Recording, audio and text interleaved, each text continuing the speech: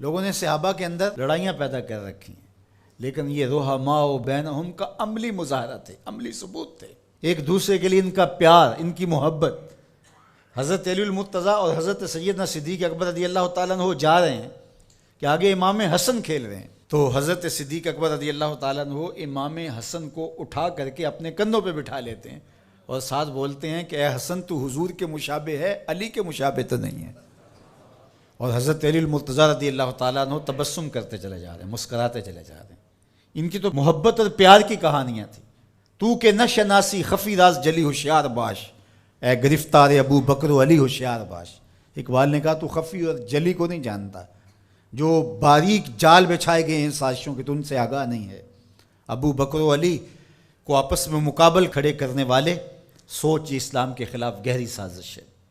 مجھے بتاؤ کہ اگر حضرت سیدنا صدیق اکبر اور دیگر اصحاب کو جو حضور کی تربیت کا جوہر تھے ان کو غلط ثابت کر دیا جائے تو پھر یہ کس پہ حرف آتا ہے؟ حضور کی تربیت پہ حرف نہیں آئے گا۔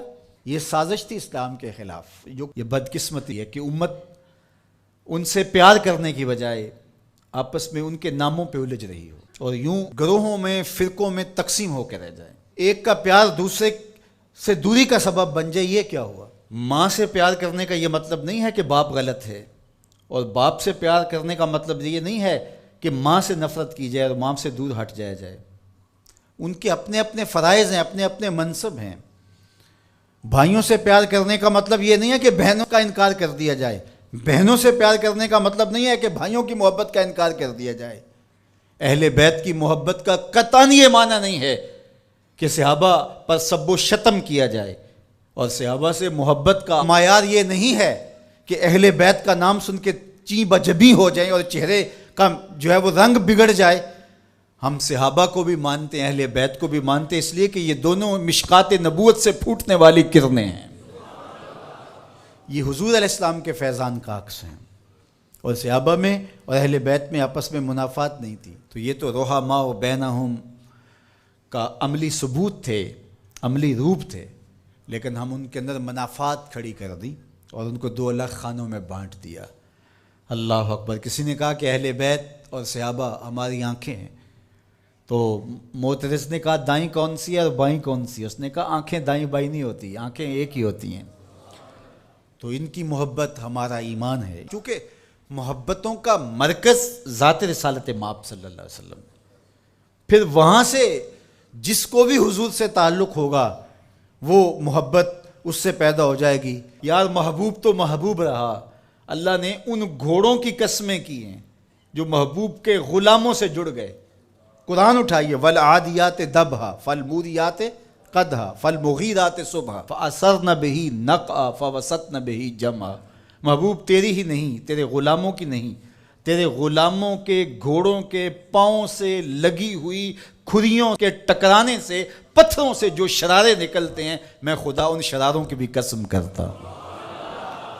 محبوب تیرے غلاموں کے گھوڑوں کے پاؤں کے ٹکرانے سے جو گرد اڑتی ہے، اڑتی ہوئی دھول کی بھی قسم کرتا ہوں، اور ان گھوڑوں کے سینوں سے جو آواز نکلتی ہے، میں رب ہو کے اس آواز کی بھی قسم کرتا ہوں۔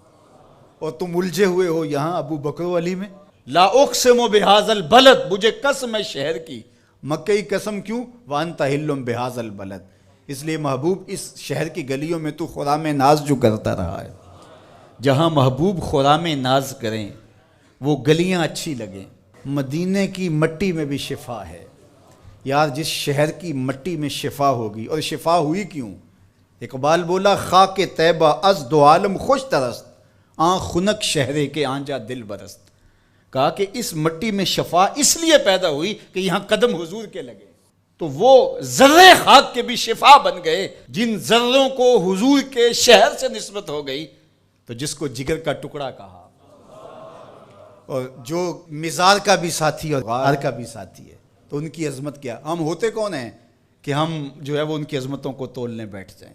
ہماری اوقات، ہماری حیثیت کیا ہے کہ ہم ان کی جو ہے وہ عظمتوں پر بات کریں، جن کی عظمتوں کو سمجھنا ہمارے بس کا روگ ہی نہیں ہے۔ ہمارے لیے اتنا کافی ہے کہ حضور کی آل کو بھی سلام، حضور کے اصحاب کو بھی سلام، اور ان کے لیے دلوں میں معمولی سا غبار اور میل بھی جو ہے وہ ایمان کی پونجی لٹ جاتی ہے.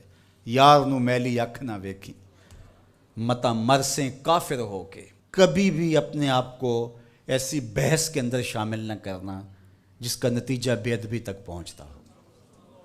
سارا دین حضور کی محبت کا نام ہے، سارا دین ادب کا نام ہے.